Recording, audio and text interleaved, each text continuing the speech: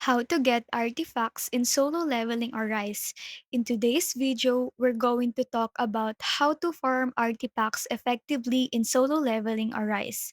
So the key to artifact farming is patience. So make sure to farm 2 keys a day, focusing on what stats you need, like critical rate, attack, and critical damage.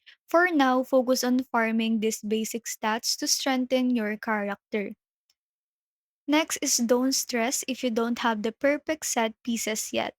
It's okay to use random artifacts that give you a general strength buff. This will help you clear early stages as you build up your collection. Once you have gathered enough random pieces, start focusing on getting set pieces. These are essential for higher level bosses and give you significant boosts to your stats. Make sure to grind through the gates as well.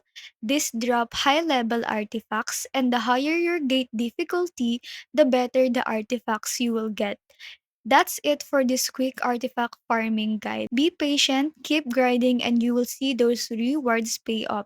If you have any tips or questions, drop them in the comments below. And if you found this video helpful, don't forget to like and subscribe for more quick tech tips. Thanks for watching and see you in the next one.